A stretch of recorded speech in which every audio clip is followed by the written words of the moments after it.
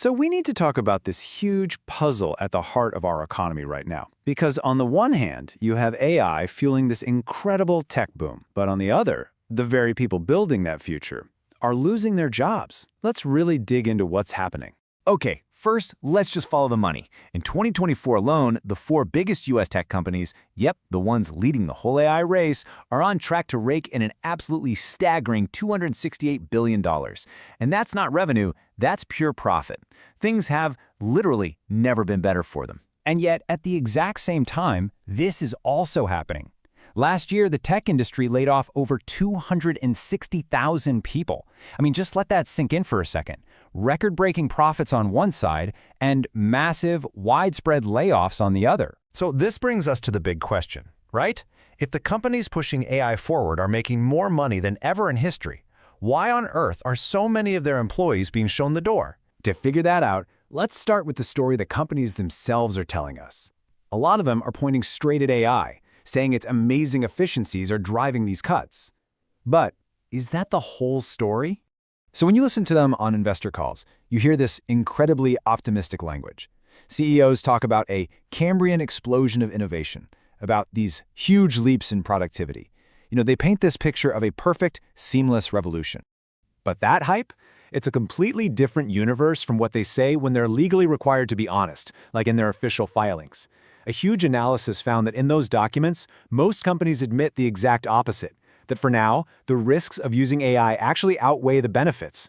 Two totally different stories. And the disconnect gets even clearer when you look at the actual data. A recent survey asked tech companies that were planning layoffs, hey, what role is AI playing in this? And a shocking 71% of them said that implementing AI had absolutely zero impact on their decision to cut staff. So it turns out AI is almost never the main reason. The data shows only a tiny sliver of companies. We're talking just 5% are actually shutting down whole departments because of AI. It kind of starts to look like AI has become this really convenient excuse for layoffs that were probably going to happen anyway. So if it's not this big, scary robot replacement story, what is AI really doing to our jobs? Well, the answer is in this powerful but kind of subtle idea called job compression. The big idea here is that AI isn't just deleting jobs from a spreadsheet. Instead, it's automating all the boring, repetitive grunt work. This lets a smaller team do the exact same amount of work a much bigger team used to do. So the job title itself doesn't disappear, but the number of people needed for that job shrinks. A lot. Here's a super simple example to make it real. Imagine you've got a team of 5 market analysts. Then you bring in some AI tools that can automatically gather and summarize data. Suddenly, the company realizes it only needs 2 people to get the same quality work done. The job of analyst is still there, but 3 of those jobs just got compressed out of existence. And this kind of compression is hitting certain jobs way harder than others. It's really targeting those middle-layer knowledge jobs. The roles where the main task is just collecting and organizing information. Think entry-level researchers, paralegals sifting through documents, or customer support folks who just follow a script. They're getting squeezed the fastest. And look, this isn't some abstract theory. This is Mega. She's a 32-year-old call center worker who lost her job after her company brought in AI. Her story really captures the quiet, human cost of this shift that's happening inside companies all over the world. But the most dangerous thing about job compression isn't just the jobs being lost right now. It's what this does to the entire future of our careers. Because it's literally breaking the ladder of how you get ahead. For generations, the way you built a stable career was pretty clear, right? You started at the bottom, you did the grunt work, you learned the ropes, and you slowly worked your way up. But AI is automating the exact tasks that made up those first few rungs of the career ladder. And if you can't get your foot on the ladder in the first place, how are you ever supposed to climb to the top?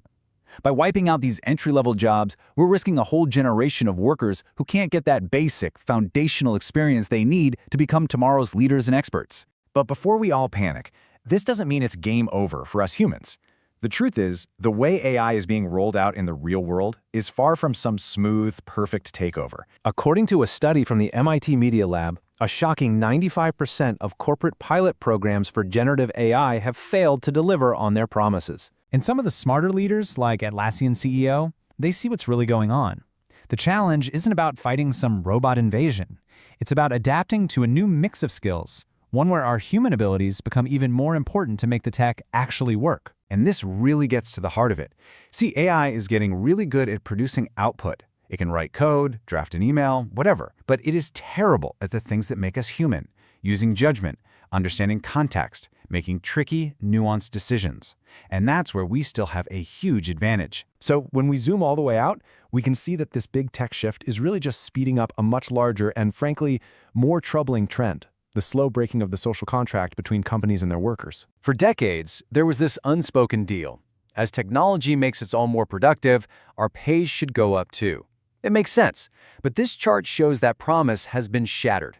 Since 1979, American productivity has skyrocketed by almost 65%. Meanwhile, the average worker's pay has barely moved, only going up 17%. And AI is just making this gap even wider. The incredible wealth and efficiency gains it's creating are flowing straight to the owners of capital, the shareholders, the executives, not to the people doing the work. This whole dynamic is hollowing out the middle class, which is the bedrock of a stable economy. And that leaves us with this final, massive question. The technology itself, it isn't good or bad. AI is going to create enormous new wealth. There's no doubt about it. The defining question of our time is, how do we decide to split it up? Who gets to keep it?